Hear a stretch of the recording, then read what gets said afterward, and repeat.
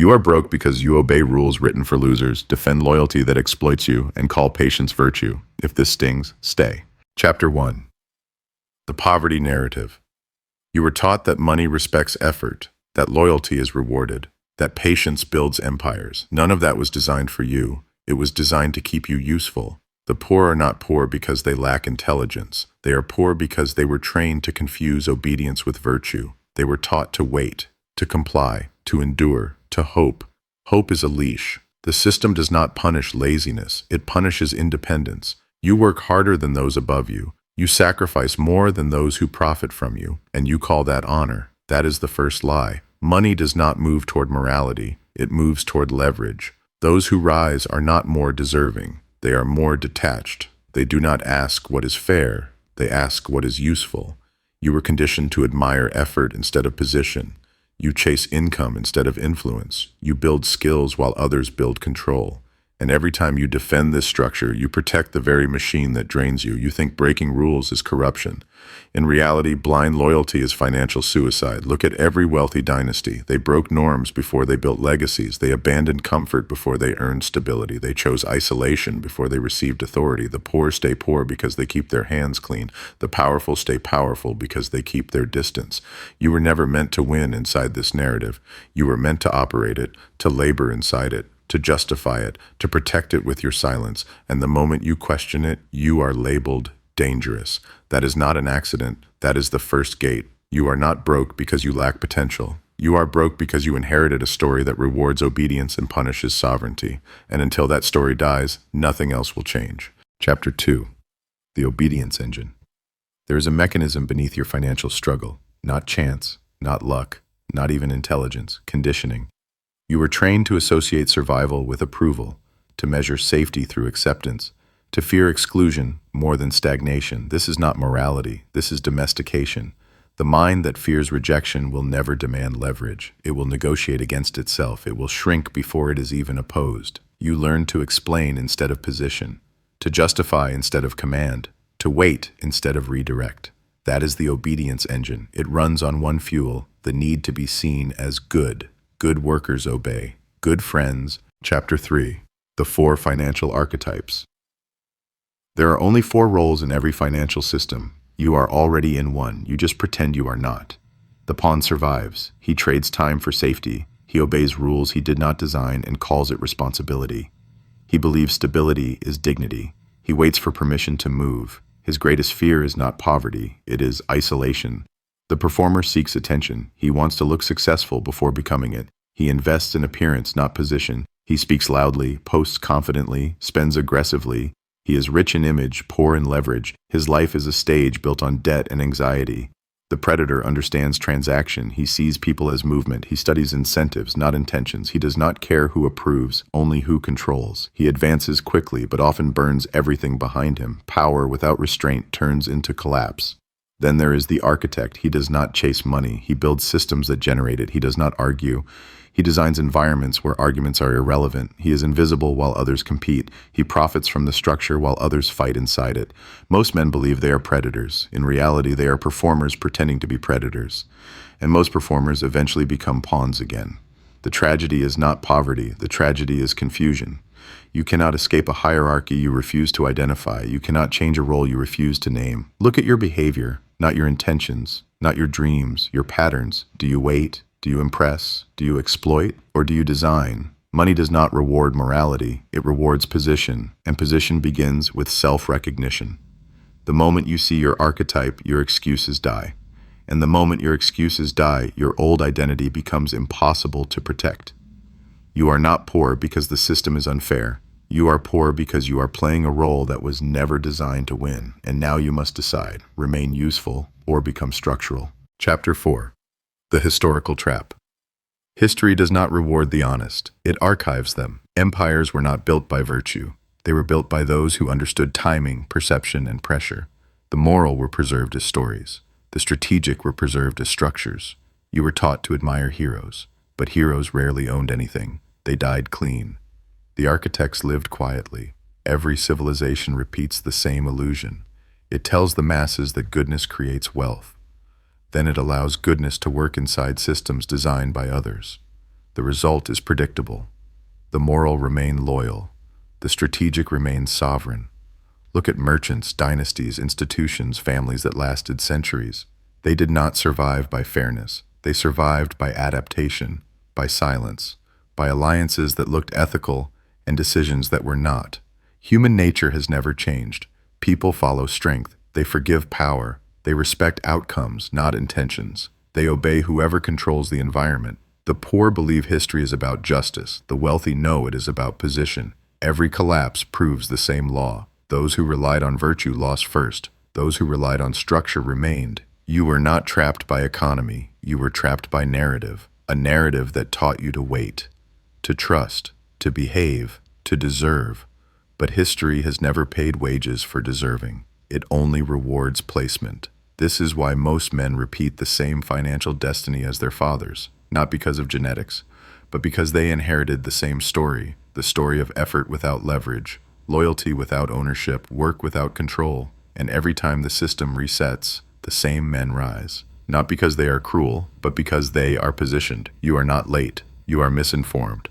And once you see that history was never a ladder for the good, only a battlefield for the aware, you stop asking why wealth avoids you. You start asking where you were standing, and that question is the first break in the trap. Chapter 5. The Strategic Shift.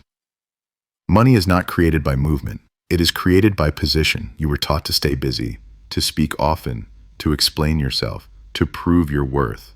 That is worker logic, not ruler logic. Strategic men do not chase visibility. They let absence create gravity. Silence is not weakness. Silence is a filter. It forces others to reveal intention while you preserve leverage. Scarcity is not luck. Scarcity is design. You do not give full access. You do not offer full loyalty. You do not expose full plans, because whatever is fully accessible is never valued. You were trained to be emotionally generous, to give reassurance, to give clarity, to give comfort. Strategic men give uncertainty. Uncertainty forces respect. Certainty invites consumption. You stop trying to be understood. You start allowing yourself to be interpreted. And in that ambiguity, power. Chapter 6. The Death of the Honest Worker. You were trained to be useful, not powerful. You were taught that effort earns respect, that loyalty earns safety, that honesty earns protection. That identity was never designed for survival, it was designed for extraction. The honest worker lives inside a moral contract that no one else signed. He gives more than he receives. He explains when he should observe. He trusts when he should measure. He stays when he should withdraw. And he calls this integrity.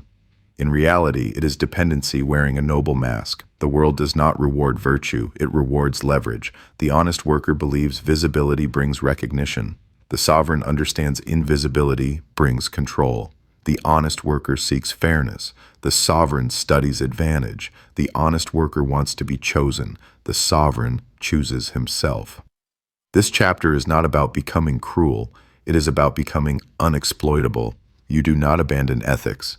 You abandon naivety. You stop confusing effort with authority. You stop confusing loyalty with safety. You stop confusing kindness with strength. The honest worker waits to be acknowledged. The sovereign builds positions where acknowledgement becomes irrelevant. The honest worker wants approval. The sovereign wants independence. The honest worker fears being misunderstood. The sovereign accepts being misjudged.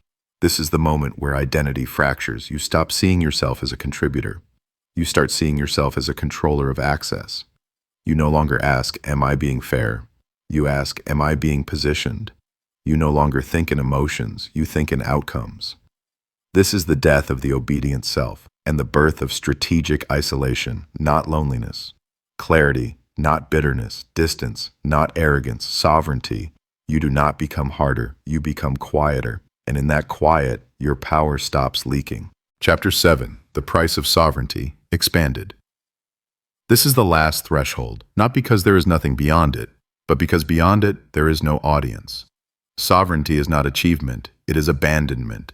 You abandon the hope of being understood. You abandon the need to be liked. You abandon the fantasy that effort alone guarantees reward. You accept a harsher equation. Power respects structure, not intention. At this level, you stop asking whether something is fair. You ask whether it is useful. You stop asking whether someone is kind. You ask whether they are consistent. You stop asking whether you are right. You ask whether you are positioned. This is where the moral stories collapse. You realize most people are not evil. They are predictable. They protect what benefits them. They follow what rewards them. They betray what threatens their survival. And you are no longer surprised by this. You stop moralizing human behavior. You start mapping it. You do not hate people for their weakness. You simply stop building your life around it. This is the death of the rescuer identity, the death of the explainer, the death of the man who believed loyalty was unconditional. You understand that attachment is leverage, and leverage is always used. So you detach, not emotionally, strategically. You choose distance over drama, silence over performance, absence over negotiation. You no longer compete for attention. You let others compete for access. You no longer rush to respond. You let time rearrange the power balance. You no longer expose your intentions. You let outcomes speak. This is not cruelty. It is economy. Energy is currency. Focus is territory. Presence is negotiation. You begin to feel lighter, not because life is easier, but because you are no longer carrying illusions. You stop waiting for recognition. You recognize yourself. You stop defending your boundaries. You enforce them through consistency. You stop performing confidence. You become difficult to destabilize. People start reacting differently to you. They cannot explain why, but they feel it. You are not louder. You are heavier. You are not colder. You are less available. You are not arrogant. You are less negotiable, and this creates gravity.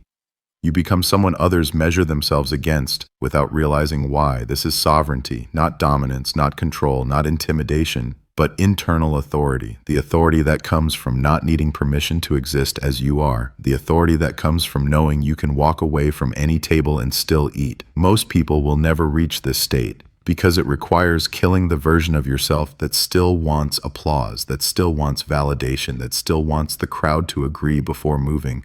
Sovereignty demands solitude, not physical isolation, but psychological independence. You no longer outsource your worth. You no longer rent your identity. You no longer ask the room who you are.